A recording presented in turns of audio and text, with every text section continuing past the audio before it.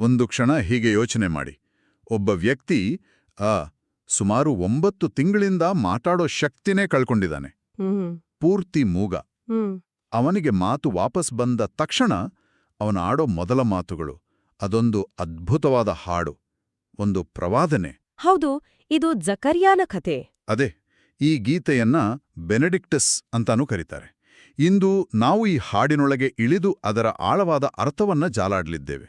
ಇದಕ್ಕಾಗಿ ನಾವು ಲೂಕ ಬರೆದ ಸುವಾರ್ತೆಯ ಮೊದಲನೇ ಅಧ್ಯಾಯದ 67ರಿಂದ 79ನೇ ವಚನಗಳನ್ನು ಮತ್ತು ಅದರ ಕುರಿತಾದ ವಿಶ್ಲೇಷಣೆಗಳನ್ನೂ ಆಧಾರವಾಗಿ ಇಟ್ಕೊಂಡಿದ್ದೇವೆ. ಹೌದು, ನಮ್ಮ ಇವತ್ತಿನ ಚರ್ಚೆಯ ಉದ್ದೇಶ ಕೇವಲ ಪದಗಳ ಅರ್ಥ ತಿಳ್ಕೊಳ್ಳೋದಲ್ಲ. ಕರೆಕ್ಟ್. ಬದಲಾಗಿ ಈ ಹಾಡು ಇತಿಹಾಸ, ಭವಿಷ್ಯವಾಣಿ ಮತ್ತು ನಮ್ಮ ಇವತ್ತಿನ ಜೀವನಕ್ಕೆ ಹೇಗೆ ಕನೆಕ್ಟ್ ಆಗುತ್ತೆ ಅನ್ನೋದನ್ನ ನೋಡೋಣ. ಖಂಡಿತ.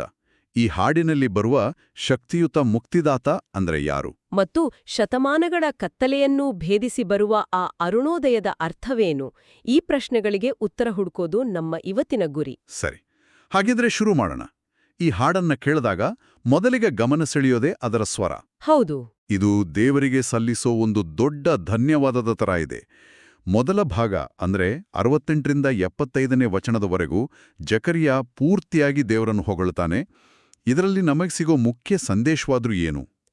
ನೀವು ಹೇಳಿದ್ದು ತುಂಬಾ ಸರಿ. ಇದರ ಮೂಲ ಸ್ವರವೇ ಕೃತಜ್ಞತೆ. ಜಕರ್ಯ ಹೇಳೋ ಮೊದಲ ಮಾತು ತಾನಾಗಿ ಬಂದು ತನ್ನ ಪ್ರಜೆಯನ್ನು ಬಿಡುಗಡೆ ಮಾಡಿದಾತನಿಗೆ ಸ್ತೋತ್ರ ಅನ್ನೋದು. ಆ ತಾನಾಗಿ ಬಂದು ಅನ್ನೋ ಮಾತಿದೆಯಲ್ಲ, ಅದೇ ಬಹಳ ಮುಖ್ಯ. ದೇವರು ಎಲ್ಲೋ ದೂರ ಕೂತು ಆಜ್ಞೆ ಮಾಡೋ ರಾಜನಲ್ಲ, ಬದಲಿಗೆ ತಾನೇ ನಮ್ಮ ಮಧ್ಯೆ ಇಳಿದು ಬಂದು ಕೆಲಸ ಮಾಡ್ತಿದ್ದಾನೆ ಅನ್ನೋ ನಂಬಿಕೆ ಇದರಲ್ಲಿ ಕಾಣುತ್ತೆ. ಓ ಸರಿ. ಇದು ಯಾವುದೋ ಹೊಸ ಘಟನೆ ಅಲ್ಲ, ಬದಲಿಗೆ ನೂರಾರು ವರ್ಷಗಳಿಂದ ಪ್ರವಾದಿಗಳು ಹೇಳ್ಕೊಂಡು ಬಂದಿದ್ದ ಮತ್ತು ಅಬ್ರಹಾಮನಂತಹ ಪೂರ್ವಜರ ಜೊತೆ ದೇವರು ಮಾಡಿಕೊಂಡಿದ್ದ ಒಡಂಬಡಿಕೆಯ ನೆರವೇರಿಕೆ ಅಂತ ಜಕರಿಯ ಸಾರ್ತಿದ್ದಾನೆ. ಹೌದು, ಇದು ಕೇವಲ ಭರವಸೆ ಅಲ್ಲ, ಭರವಸೆ ಈಡೇರುತ್ತಿರುವ ಸಂಭ್ರಮ.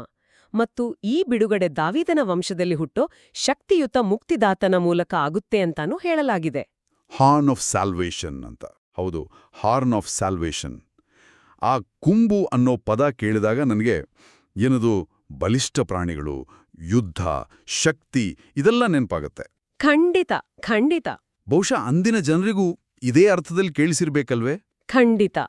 ಹಳೆಯ ಒಡಂಬಡಿಕೆಯಲ್ಲಿ ಕೊಂಬು ಅನ್ನೋದು ಕೇವಲ ಒಂದು ಅಂಗ ಅಲ್ಲ, ಅದೊಂದು ಶಕ್ತಿಯ ಸಂಕೇತ. ವಿಜಯ, ರಾಜತ್ವ ಮತ್ತು ರಕ್ಷಣೆಯ ಪ್ರತೀಕ. ಕಾಡುಕೋಣದ ಕೊಂಬು ಅದೆಷ್ಟು ಬಲಿಷ್ಠವಾಗಿರುತ್ತೋ ಅಷ್ಟು ಬಲಿಷ್ಠವಾದ ರಕ್ಷಕ ಬರ್ತಾನೆ ಅನ್ನೋದು ಅದರ ಅರ್ಥ. ವಾವ್. ಹಾಗಾಗಿ ದಾವೀದನ ವಂಶದಲ್ಲಿ ಒಂದು ಕೊಂಬು ಉದಯಿಸುತ್ತೆ ಅಂದಾಗ ಜನ ಅಕ್ಷರಶಃ ಒಬ್ಬ ಸೈನಿಕ ನಾಯಕನನ್ನೇ ನಿರೀಕ್ಷಿಸ್ತಿದ್ರು. ಅಂದ್ರೆ ಒಬ್ಬ ರಾಜಕೀಯ ಮೆಸ್ಸಿಯ. ಕರೆಕ್ಟ್. ದಾವೀದನ ಕಾಲದ ವೈಭವವನ್ನ ಮರಳಿತಂದು ರೋಮನ್ನರಂಥ ಶತ್ರುಗಳಿಂದ ನಮ್ಮನ್ನ ಬಿಡುಗಡೆ ಮಾಡೋ ರಾಜನಿಗಾನಿ ಕಾಯ್ತಿದ್ರು. ಇಲ್ಲೇ ನೋಡಿ, ಈ ಹಾಡಿನಲ್ಲಿ ಒಂದು ಅದ್ಭುತವಾದ ತಿರುವು ಸಿಗುತ್ತೆ. ಜನ ರಾಜಕೀಯ ಬಿಡುಗಡೆಗಾಗಿ ಕಾಯ್ತಿದ್ರೆ ಜಕರಿಯ ಹೇಳೋದು ಬೇರೆ ಇದೆ. ಹೌದು, ಈ ವಿಮೋಚನೆ ಉದ್ದೇಶ ಕೇವಲ ಶತ್ರುಗಳಿಂದ ಪಾರಾಗೋದಲ್ಲ, ಬದಲಿಗೆ ನಿರ್ಭೀತರಾಗಿ, ಪುನೀತರಾಗಿ, ಸದ್ಭಕ್ತರಾಗಿ ದೇವರ ಸೇವೆ ಮಾಡೋದು ಅಂತ ಸ್ಪಷ್ಟವಾಗಿ ಹೇಳಿದಾನೆ. ಇದು ಇಡೀ ಕಲ್ಪನೆಯನ್ನೇ ತಲೆಕೆಳಗು ಮಾಡುತ್ತೆ. ಅದೇ, ಗಮನ ರಾಜಕೀಯ ಸ್ವಾತಂತ್ರ್ಯದಿಂದ ಆಧ್ಯಾತ್ಮಿಕ ಆರಾಧನೆಯ ಕಡೆಗೆ ತಿರುಗುತ್ತೆ. ಇದು ಇಡೀ ಗೀತೆಯ ಹೃದಯ ಭಾಗ ಅಂತ ಹೇಳ್ಬಹುದು. ಯಾಕೆಂದ್ರೆ ಇದು ವಿಮೋಚನೆಯ ನಿಜವಾದ ಅರ್ಥವನ್ನೇ ಮರುವ್ಯಾಖ್ಯಾನಿಸುತ್ತೆ. ಸರಿ. ಶತ್ರುಗಳಿಂದ ಸಿಗೋ ಬಿಡುಗಡೆ ಒಂದು ಸಾಧನವೇ ಹೊರತು ಅದೇ ಅಂತಿಮ ಗುರಿಯಲ್ಲ. ಅಂತಿಮ ಗುರಿ ದೇವರ ಜೊತೆ ಒಂದು ಸರಿಯಾದ ಸಂಬಂಧವನ್ನ ಹೊಂದುವುದು ಮತ್ತು ಯಾವುದೇ ಭಯವಿಲ್ಲದೆ ಆತನನ್ನು ಆರಾಧಿಸುವುದು. ನಿಖರವಾಗಿ. ನಾವು ಯಾಕೆ ಶತ್ರುಗಳಿಂದ ಬಿಡುಗಡೆ ಹೊಂದಬೇಕು? ಯಾಕೆಂದ್ರೆ ಆಗ ನಾವು ಭಯವಿಲ್ಲದೆ ದೇವರ ಸೇವೆ ಮಾಡಬಹುದು. ಈ ಯೋಚನೆಯೇ ನಮ್ಮನ್ನು ಗೀತೆಯ 2ನೇ ಭಾಗಕ್ಕೆ, ಅಂದ್ರೆ ಜಕರಿಯಾನ ಮಗನ ಪಾತ್ರಕ್ಕೆ, ಹೌದು, ಸಹಜವಾಗಿ ಕರೆದೊಯ್ಯುತ್ತೆ. ಆ ಆಧ್ಯಾತ್ಮಿಕ ಉದ್ದೇಶದ ಮಾತು ಬಂದ ತಕ್ಷಣ ಜಕರಿಯ ತನ್ನ ಮಗನಾದ ಯುವಾನನ ಕಡೆಗೆ ಗಮನಹರಿಸ್ತಾನೆ. ಇದೊಂದು ಅದ್ಭುತ ತಿರುವು. ಹೌದು, ತಂದೆಯಾಗಿ ಅವನು ತನ್ನ ಮಗನ ಭವಿಷ್ಯವನ್ನು ಹೇಗೆ ನೋಡ್ತಾನೆ ಅನ್ನೋದು ಇಲ್ಲಿಂದ ಶುರುವಾಗುತ್ತೆ. ಅವನನ್ನ ಪರಾತ್ಪರನ ಪ್ರವಾದಿ ಅಂತ ಕರೀತಾನೆ. ಅಂದ್ರೆ ಅವನ ಮಗ ದೇವರ ಮಾತುಗಳನ್ನ ಹೊತ್ತು ತರುವನು. ಹಾಗಿದ್ರೆ ಅವನ ಕೆಲಸವಾದ್ರೂ ಏನು? ಆಕರಗಳು ಹೇಳೋ ಪ್ರಕಾರ ಯೋವಾನನಿಗೆ 2 ಮುಖ್ಯ ಕೆಲಸಗಳಿದ್ವು. ಓಕೆ. ಮೊದಲನೆಯದು ಸರ್ವೇಶ್ವರನ ಮಾರ್ಗವನ್ನು ಸಜ್ಜುಗೊಳಿಸುವುದು. ರಾಜರು ಬರೋ ಮುಂಚೆ ದಾರಿ ಸರಿ ಮಾಡೋ ಕೆಲ್ಸಗಾರರ ಹಾಗೆ. ಹಾ. ಯೋವಾನನು ಜನರ ಹೃದಯ ಮತ್ತು ಮನಸ್ಸನ್ನು ದೇವರ ಆಗಮನಕ್ಕೆ ಸಿದ್ಧಪಡಿಸಬೇಕಿತ್ತು. ಆ ದಾರಿಯಲ್ಲಿರೋ ಕಲ್ಲು ಮುಳ್ಳುಗಳೇ ಜನರ ತಪ್ಪು ಕಲ್ಪನೆಗಳು, ಅವರ ಪಾಪಗಳು. ನನಗೆ ಈ ಹೋಳಿಕೆ ತುಂಬಾ ಇಷ್ಟ ಆಯಿತು. ಹಾಗಿದ್ರೆ ಆ ದಾರಿಯನ್ನ ಸರಿ ಮಾಡೋದು ಹೇಗೆ? ಬರೀ ಉಪದೇಶ ಕೊಟ್ರೆ ಸಾಕಾಗುತ್ತಾ? ಇಲ್ಲ, ಇಲ್ಲೇ ನೋಡಿ ಯೋವಾನನ 2ನೇ ಮತ್ತು ಅತಿ ಮುಖ್ಯವಾದ ಕೆಲ್ಸ ಬರೋದು. ಅದೇನು? ಜನರಿಗೆ ಪಾಪ ಕ್ಷಮೆಯನ್ನು ಸಾರುವ ಮೂಲಕ ಜೀವೋದ್ಧಾರದ ಜ್ಞಾನವನ್ನು ನೀಡುವುದು. ಅಂದ್ರೆ ನಿಜವಾದ ಬಿಡುಗಡೆ ಯುದ್ಧದಿಂದಲ್ಲ, ಕ್ಷಮೆಯಿಂದ ಸಿಗುತ್ತೆ ಅಂತ ಹೇಳೋದು? ಖಂಡಿತ. ಇದೇ ಆ ಕ್ರಾಂತಿಕಾರಕ ಬದಲಾವಣೆ. ರೋಮನ್ ಸೈನಿಕರ ಬೂಟುಗಳ ಸದ್ದನ್ನು ಕೇಳುತ್ತಾ ರಾಜಕೀಯ ಸ್ವಾತಂತ್ರ್ಯಕ್ಕಾಗಿ ಹಂಬಲಿಸುತ್ತಿದ್ದ ಜನರಿಗೆ ನಿಮ್ಮ ನಿಜವಾದ ಶತ್ರು ರೋಮನ್ನರಲ್ಲ, ನಿಮ್ಮ ಪಾಪಗಳು ಅಂತ ಹೇಳೋದು ಒಂದ್ ರೀತಿ ಆಘಾತಕಾರಿ ಸಂದೇಶವಾಗಿರ್ಬೇಕು. ನಿಜ. ಕೆಲವರಿಗೆ ಇದು ನಿರಾಶಾದಾಯಕವೂ ಆಗಿರ್ಬೋದು. ಹೌದು, ಯಾಕೆಂದ್ರೆ ರೋಮನ್ನರ ದಬ್ಬಾಳಿಕೆ ಕಣ್ಣಿಗೆ ಕಾಣುವ ಶತ್ರು, ಆದ್ರೆ ಪಾಪ ಅನ್ನೋದು ಒಳಗಿನ ಶತ್ರು. ಕರೆಕ್ಟ್. ಕಣ್ಣಿಗೆ ಕಾಣುವ ಸಮಸ್ಯೆಗೆ ಆಧ್ಯಾತ್ಮಿಕ ಪರಿಹಾರವನ್ನು ಒಪ್ಪಿಕೊಳ್ಳುವುದು ಅಷ್ಟು ಸುಲಭವಾಗಿರಲಿಲ್ಲ. ಇದು ನಿಜಕ್ಕೂ ನಮ್ಮೆಲ್ಲರನ್ನೂ ಒಮ್ಮೆ ನಿಲ್ಲಿಸಿ ಯೋಚಿಸುವಂತೆ ಮಾಡುತ್ತೆ. ಹೌದು. ನಾವು ಯಾವಾಗ್ಲೂ ನಮ್ಮ ಸಮಸ್ಯೆಗಳಿಗೆ ಹೊರಗಿನವರನ್ನು, ಸಂದರ್ಭಗಳನ್ನು ದೂರ್ತೇವೆ. ಆದರೆ ಅತಿದೊಡ್ಡ ಯುದ್ಧ ನಡೆಯುವುದೇ ನಮ್ಮ ಮನಸ್ಸಿನೊಳಗೆ. ನಿಜ. ಈ 2 ರೀತಿಯ ವಿಮೋಚನೆಗಳ ಬಗ್ಗೆ ಆಕರಗಳು ಏನು ಹೇಳುತ್ತವೆ? ಅಂದ್ರೆ ಜನರು ನಿರೀಕ್ಷಿಸಿದ್ದು ಮತ್ತು ದೇವರು ಕೊಡಲು ಬಂದಿದ್ದು. ವಿಶ್ಲೇಷಣೆಗರು ಇದನ್ನ ಬಹಳ ಸ್ಪಷ್ಟವಾಗಿ ಎತ್ತಿ ತೋರಿಸ್ತವೆ. ಮೊದಲನೇದು, ಜನರು ನಿರೀಕ್ಷಿಸಿದ ಭೌತಿಕ ವಿಮೋಚನೆ. ಅಂದ್ರೆ ಹಗೆಗಳಿಂದ, ದ್ವೇಷಿಗಳಿಂದ ರಕ್ಷಣೆ. ಹೌದು. ಎರಡನೇದು, ದೇವರು ನೀಡಿದ ಆಧ್ಯಾತ್ಮಿಕ ವಿಮೋಚನೆ, ಅಂದ್ರೆ ಪಾಪದಿಂದ ಬಿಡುಗಡೆ. ಓ. ಜನರ ನಿರೀಕ್ಷೆ ಮತ್ತು ದೇವರ ಯೋಜನೆಯ ನಡುವಿನ ಈ ದೊಡ್ಡ ಅಂತರವನ್ನು ಜನರಿಗೆ ತಿಳಿಸುವುದೇ ಯೋಹಾನನ ಪ್ರಮುಖ ಪಾತ್ರವಾಗಿತ್ತು. ಅವನು ನಿಜವಾದ ಶತ್ರು ಹೊರಗಿಲ್ಲ, ನಮ್ಮೊಳಗೆ ಇದ್ದಾನೆ, ಮತ್ತು ಆ ಶತ್ರುವನ್ನು ಸೋಲಿಸಲು ಬೇಕಾದ ದಾರಿ ಪಾಪಕ್ಷಮೆ ಅಂತ ಸಾರಲು ಬಂದಿದ್ದ. ನಿಖರವಾಗಿ. ಅದ್ಭುತ. ಜನರ ನಿರೀಕ್ಷೆಯನ್ನೇ ಬದಲಾಯಿಸೋಕೆ ಬಂದ ಪ್ರವಾದಿಯವನು. ಇಷ್ಟೆಲ್ಲಾ ಗಂಭೀರ ವಿಷಯಗಳ ನಂತರ ಈ ಗೀತೆಯ ಕೊನೆಯ ಭಾಗ ಒಂದು ಸುಂದರವಾದ ಕಾವ್ಯಾತ್ಮಕ ಚಿತ್ರಣದೊಂದಿಗೆ ಮುಗಿಯುತ್ತೆ. ಹೌದು. ಮೇಲಿಂದ ಅರುಣೋದಯವು ನಮ್ಮ ಮೇಲೆ ಪ್ರಕಾಶಿಸಿತು ಅಂತ. ಈ the Don from on high ಅನ್ನೋ ರೂಪಕದ ಅರ್ಥವೇನು? ಇದು ಕೇವಲ ಒಂದು ಕವಿತೆ ಸಾಲಲ್ಲನ್ಸುತ್ತೆ. ಖಂಡಿತ ಅಲ್ಲ. ಅರುಣೋದಯ ಅನ್ನೋದು ಯೇಸುವನ್ನು ಸೂಚಿಸೋಕೆ ಬಳಸಿದ ಒಂದು ಅತ್ಯಂತ ಶಕ್ತಿಯುತ ರೂಪಕ. ಹೇಗೆ?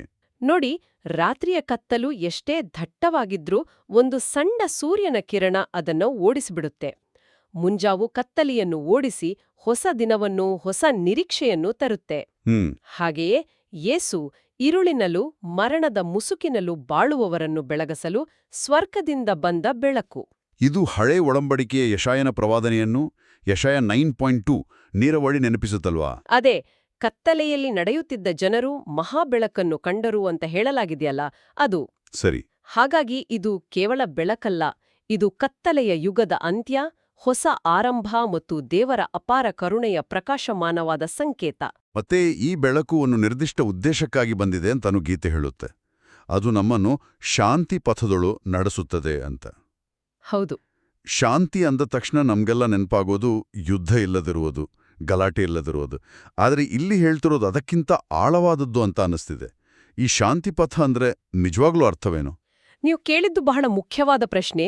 ಇಲ್ಲಿ ಹೇಳಿರೋ ಶಾಂತಿಯನ್ನ ಹೀಬ್ರೂ ಭಾಷೆಯಲ್ಲಿ ಶಾಲೋಮ್ ಅಂತಾರೆ. ಶಾಲೋಮ್? ಹೌದು. ಆಕರಗಳು ಇದನ್ನ ಸಂಪೂರ್ಣ ಸಮಗ್ರತೆ, ಹೋಲ್ನೆಸ್ ಮತ್ತು ಸಮನ್ವಯತೆ, ಹಾರ್ಮೋನಿ ಅಂತ ವಿವರಿಸಿವೆ. ಇದರರ್ಥ ಎಲ್ಲವೂ ಅದರ ಸರಿಯಾದ ಜಾಗದಲ್ಲಿದೆ. ಕರೆಕ್ಟ್. ದೇವರ ಜೊತೆ, ಇತರ ಮನುಷ್ಯರ ಜೊತೆ, ಪ್ರಕೃತಿಯ ಜೊತೆ ಮತ್ತು ನಮ್ಮೊಂದಿಗೆ ನಾವೇ ಒಂದು ಸರಿಯಾದ ಸಾಮರಸ್ಯದ ಸಂಬಂಧವನ್ನು ಹೊಂದುವುದು. ಅಂದ್ರೆ ಇದು ಕೇವಲ ಯುದ್ಧದ ಅನುಪಸ್ಥಿತಿ ಅಲ್ಲ.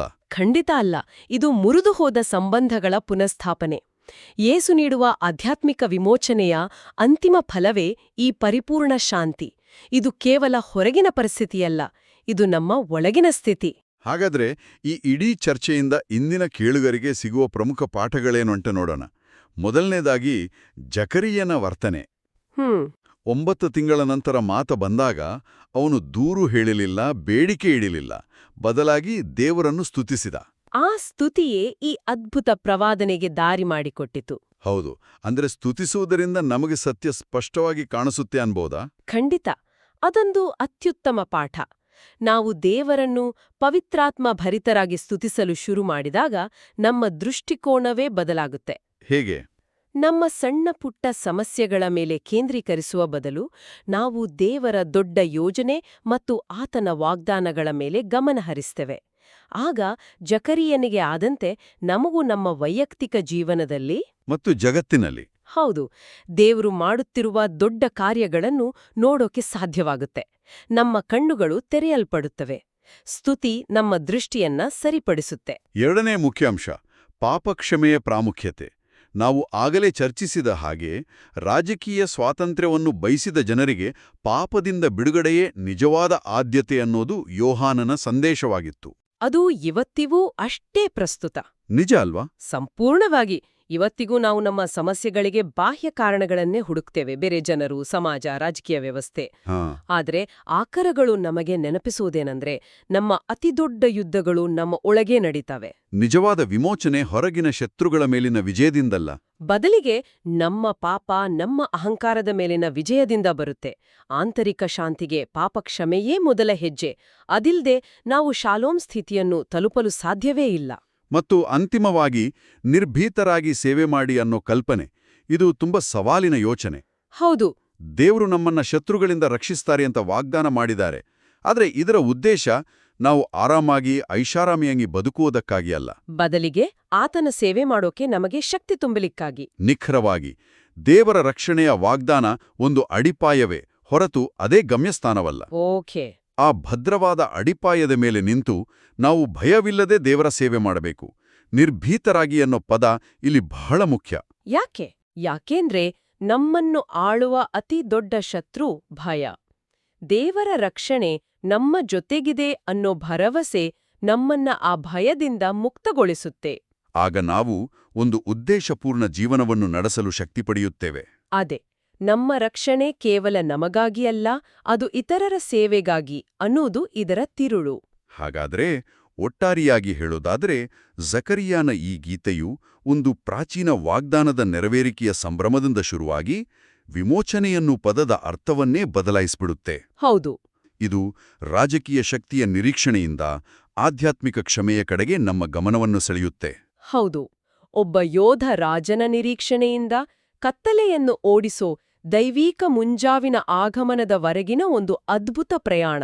ಮತ್ತು ಈ ಗೀತೆಯು ಇತಿಹಾಸ, ಪ್ರವಾದನೆ ಮತ್ತು ದೇವತಾಶಾಸ್ತ್ರವನ್ನು ಒಂದೇ ಸುಂದರವಾದ ಸ್ತುತಿಯಲ್ಲಿ ಬೆರೆಸುತ್ತೆ.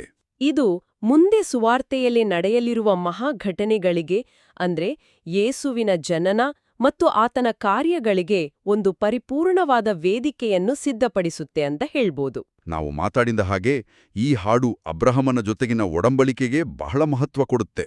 ಖಂಡಿತ. ಆ ವಾಗ್ದಾನದ ನೆರವೇರಿಕೆಯಾಗಿ ಇದೆಲ್ಲ ನಡೀತಾ ಇದೆ ಅಂತ ಜಕರಿಯಾ ಹೇಳ್ತಾನೆ.